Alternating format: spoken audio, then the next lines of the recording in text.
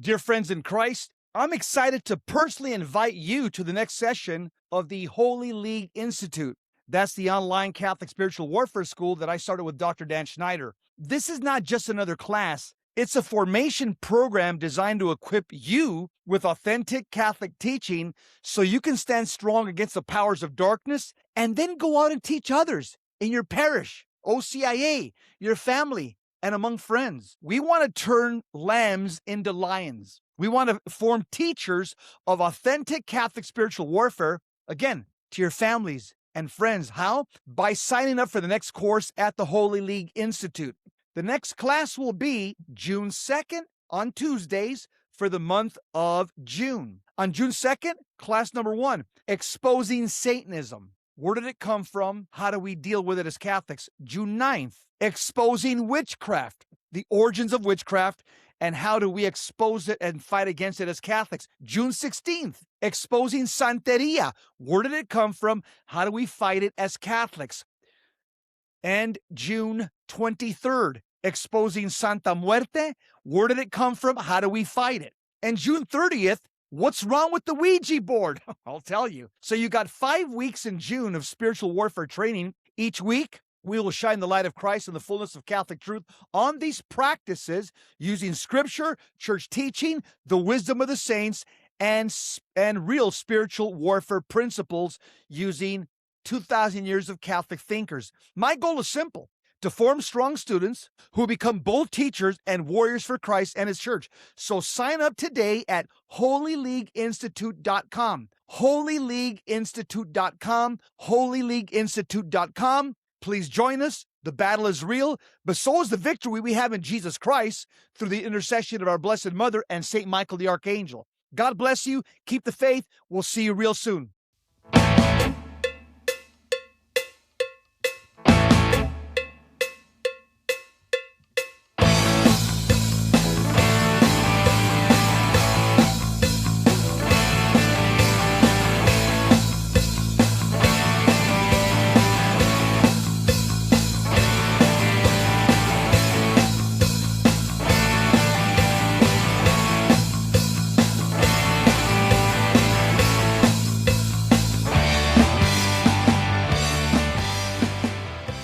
Immigrants' duties toward their country of adoption.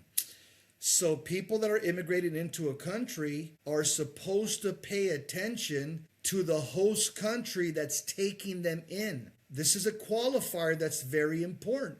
This basically means that the states, the nation states, have the right to set legal requirements that must be met for immigration. The conditions, again, Again, this is something that common sense would tell you.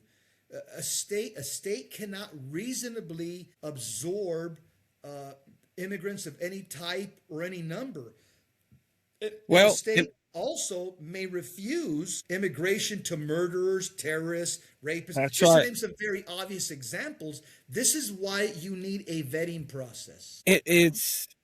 It's so simple and common sense. However, because there are a lot of us Latinos here in this country now, it becomes a very touchy-feeling, emotional topic.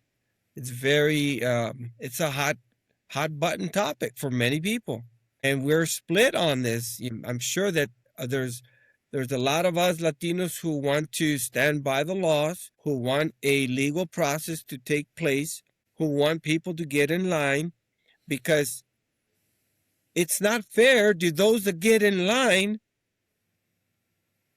to have their paperwork delayed because of all of those that got in without permission, without getting in line. So now, because now we have 15 million new illegal immigrants, new people that came into the country, now we have to delay the rightful entry to our country to many people who actually filled out the application and got in line. So that's another thing that it gets overlooked. This topic is, you are promoting lawlessness by allowing somebody to come into your country without permission. If you really want to change, if the number of immigrants that can come in. If you want to go from 1 million to 5 million, then legislator. That's why we have a legislative process, right? You take it to the people and you vote it in. And if you want 5 million every year instead of 1 million, then so be it. But follow and respect the laws. That's one. The other one is what I was mentioning earlier, is the other moral issue is the sin in which these people are falling by breaking the law and by creating other scenarios in which they're going to be committing bigamy, like you said earlier. So it is, go ahead. Here's something else that we learned from the movie that came out in 2023. You probably remember it, the movie The Sound of Freedom. It was made by Catholic actor and director Eduardo Verástegui. He's a friend of mine. And in that movie, they showed the diabolical world of adult and child sex trafficking. Here's some of the mind-blowing facts that I learned from the movie as I watched it and took copious notes. Number one, Mexico is the largest exporter of child sex trafficking in the world.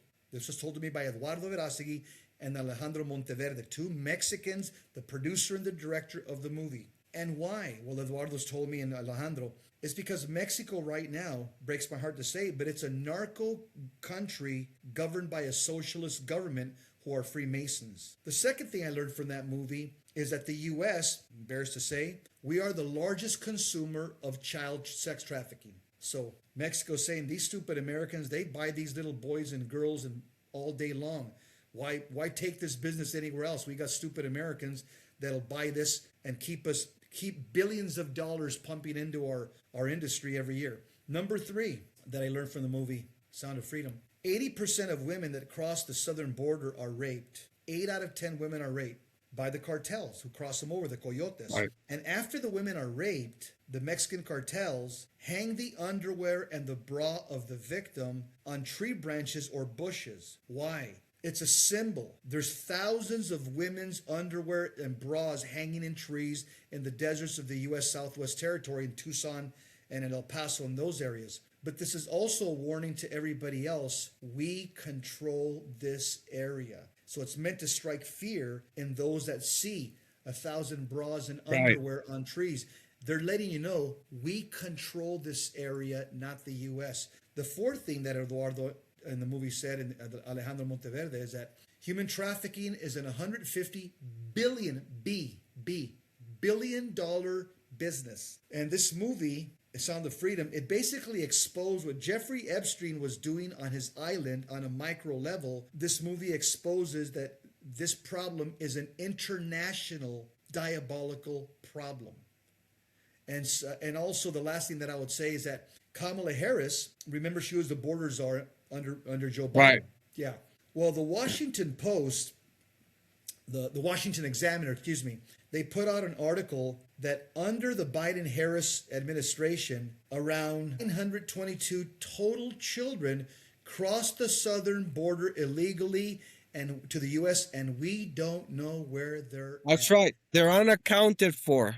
And the tragedy of all of this is that these children, the reality is they're being used as sex slaves, compadre. And some of them are being also used for nefarious, satanic rituals. They may be being used for sacrifices. This is not far-fetched. This is something that is not reported by the media, unfortunately, because let's be honest here. The media is in the tank for the Democrats, and the Democrats are pushing these policies that are not only they're destroying our country, but they're also destroying human dignity. And right. and so we need to stand up against open borders on many counts. The moral perspective, but also our own sovereign and safe security perspective. A country has the moral right to decide how many and who. Each sovereign nation can dictate what are the terms and conditions under which any person that wants to be part of our society can come in. So it's plain and simple, but yet they complicate it, because once you let 15 million people in here without permission, then now getting them out, sending them back to their countries of origin, it's an insurmountable task. It's just, it can be done. You can deport some of them, but you're never going to get all of them. And at some point, you have to stop. You have to close the spigot, and stop And that's what Trump is doing. That's what Trump is Yes. doing. Let's just be honest. Unlike any other president we've ever seen, what you just said right now is the last sentence of paragraph 2241 of the Catechism, which comes from Vatican II. It's on immigration. It says this 2241, the last sentence is what my David just said right now. It says, immigrants are obliged to respect with gratitude the material and spiritual heritage of the country that receives them, comma, to obey its laws and to assist in carrying civic burdens. So the Catechism of the Catholic Church quite clearly says, as the third overarching point, that it's the duty of immigrants, and let's just say immigrants, both legal and illegal. It's the duty of immigrants to respect the laws of the nation to which they're immigrating. And that includes respecting the laws of the nation regarding whether or not the person's able to be legally in that country. Because the Catechism shows immigrants are morally bound to respect the laws of the nation to which they're immigrating to, including its laws regarding whether they may legally be there or not. So when a bishop or somebody starts going on CNN or something and starts discussing this subject, as if the Catholic Church teaches open borders, the church is not served well by those who speak as if we teach open borders, because that's simply not true. They need to read what Vatican II says in paragraph 2241. It's outlined clearly right there. Yeah, and unfortunately, it just contributes to the confusion and misinformation and misleading, because now when well-meaning, well-intentioned Catholics listen to this misinformation, well, they take it at face value, and they take it from a source of authority. If I hear a bishop or a priest promote illegal immigration, well, my first take is going to be, well, it must be the moral right thing to do. When in reality, and I call it misinformation, I could call it lying. We're being nice to them. But the reality is 2241 right here, Catechism of the Catholic Church right here, it tells you clearly the guidelines, the processes, the conditions, the protocols. It defines what legal immigration looks like. David, I'm going to go on. And just to piggyback on your point of obeying, not only they have to come here with a sense of gratitude and obedience to the new country and laws and traditions, but also to assimilate. In other words, be grateful and be glad that you are in a country where you're going to have far more opportunities than in the country you came from. However, I sense, I don't have the data on this, but I'm pretty sure that illegal immigrations generates perhaps even more resentment rather than a sense of gratitude from people. If you come here with permission and you have your green card, these are the people that come to love and embrace this country, the traditions, the cultures, the ways of life here. I've seen manifestations, rallies, protests on the streets by a lot of Latinos who are stepping and burning the American flag, who are cursing, or continue to malign this country as being this or being that bad. In Arizona a couple years ago, they even put a Mexican flag above the American flag in one of the cities there. I think I So remember. Yeah, that's right. Yeah, you're right. Yeah. so that Mhm. doesn't show to me a sense of gratitude for being here. Okay, you come here with the idea to prosper, and the least you can do is to be grateful and not to berate, mine, vilify, demonize this beautiful country like myself coming here at the age of 17. And I can tell you, now I'm 65 and I love this. I still love my country of origin, Mexico. I love the Mexican culture. I love the food. I love the traditions there, but I also love and embrace everything about the USA. The point is that this country is the one that welcomed me, that embraced me, and that gave me the opportunities to prosper. And so it is morally uh, uh, incoherent to to to slap a country that gave you prosperity, slap them across the face, right?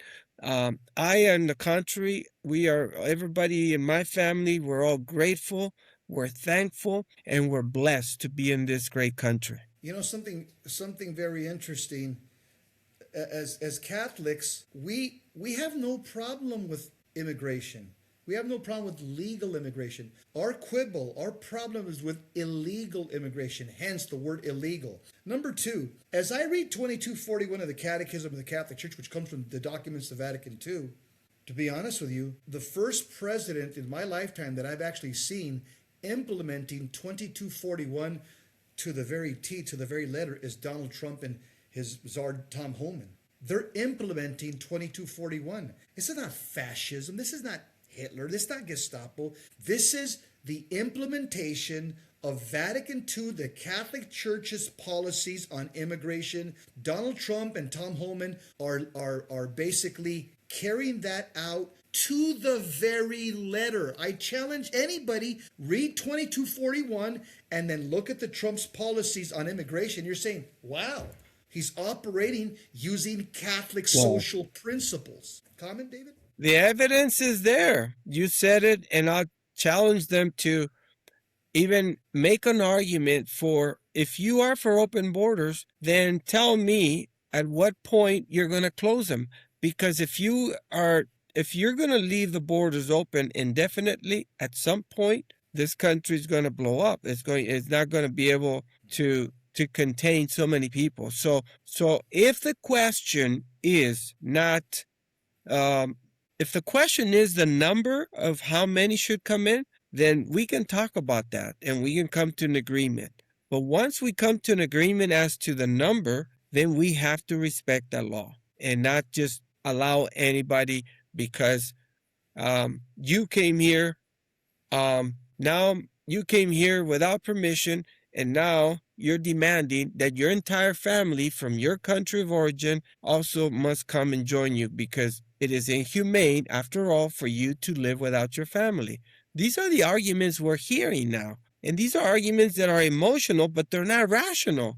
They don't stand on legal grounds. So either we're going to become a country of laws, or we're going to become an anarchy where anybody can do whatever the heck they want to. Here's something interesting. I believe that the two leaders of the world, Pope Leo, the spiritual leader on planet Earth, the Vicar of Christ, and President Donald Trump, the leader of the most powerful, prosperous nation in the world, I think both of them are talking past each other when it comes to this issue.